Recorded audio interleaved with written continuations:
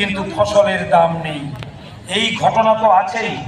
তাছাড়া রাজ্যের বেশ কিছু জেলায় খরা বন্যা ভাগনে চাষিরা সর্বশান্ত হচ্ছেন। খরা বন্যা ভাগন প্রতিরোধে আমরা মাস্টার প্ল্যান তৈরি করে সরকারের কাছে সাবমিট করেছি।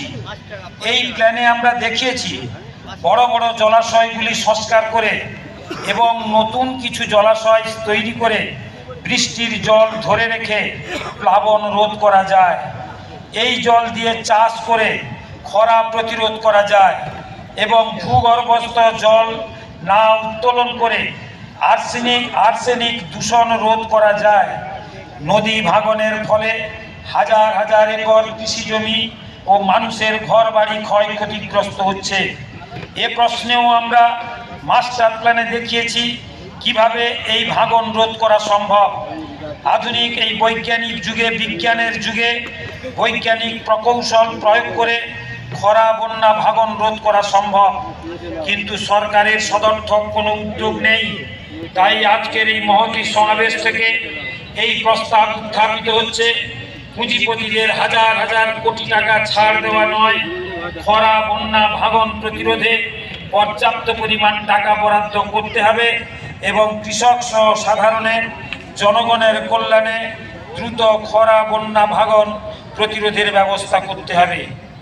খরা বন্যা ভাঙন সংক্রান্ত এই প্রস্তাব আমি পেশ করলাম আজকের এই সভায়।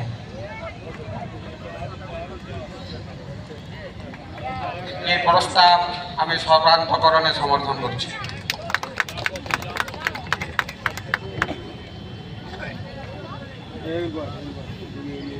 বন্ধুগণ, আগেই বলেছি কেন্দ্রীয় কমিটির সিদ্ধান্ত অনুযায়ী আজকের এই শহীদ মিনারের সমাবেশ, এআইকেকেএমের ডাকে এই সমাবেশে এখনো বক্তব্য রাখছেন আমাদের প্রিয় সংগঠন এআইকেকেএমের রাজ্য সম্পাদক কমরেড গোপাল বিশ্বাস। আমি গোপাল বিশ্বাসকে আহ্বান করছি বক্তব্য রাখার জন্য।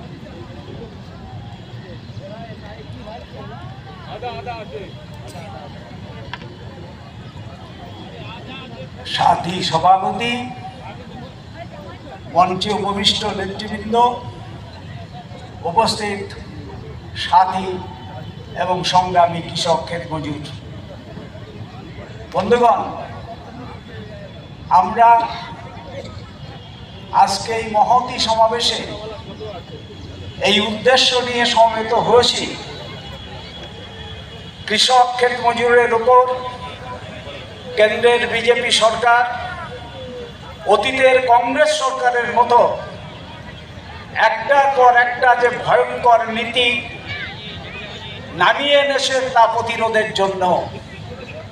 অতি সম্প্রতি আপনারা শুনলেন প্রস্তাব উত্থাপিত হলো, কেন্দ্রের বিজেপি সরকার যে নয়া কৃষি খসড়া বিল তারা নিয়ে এসেছে, গোটা কৃষি বিপণন ব্যবস্থা আমাদের দেশে যা আছে তা পুরোপুরি কর্পোরেট কোম্পানির হাতে তুলে দেওয়ার একটা নীল নকশা মাত্র।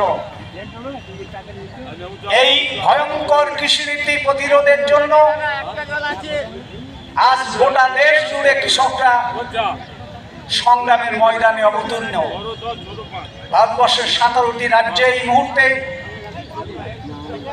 নানা ধরনের কর্মসূচি আমাদের সংগঠন এআইকেকেএমএস এর পক্ষ থেকে রাজধানী শহরগুলোতে পালিত হচ্ছে। এই কৃষিনীতির মধ্য দিয়ে গোটা খাদ্য শস্য, এমনকি মাছ, ডিম, দুধ, ফল সমস্ত কিছু কর্পোরেটের হাতে তুলে দেওয়া হবে এবং প্র্যাকটিক্যালি অতি অল্প মূল্যে কিনে জনসাধারণের কাছে কি অগ্নিমূল্যে বিক্রি করবে প্রস্তাবের মধ্যে তার দু একটা কথা উল্লেখ করা হয়েছে। ফলে এই ভয়ঙ্কর কৃষিনীতি, এই আক্রমণ রুখে দেওয়ার জন্য আমরা এআইকেকেএমএস এর পক্ষ থেকে বদ্ধপরিকর। শুধু এই না, ফসলের এমএসপি দীর্ঘদিনের আমাদের দাবি। উৎপাদন যা খরচ হয় তার কমপক্ষে 1.5 গুণ দাম দিয়ে ফসলের এমএসপি ন্যূনতম সহায়ক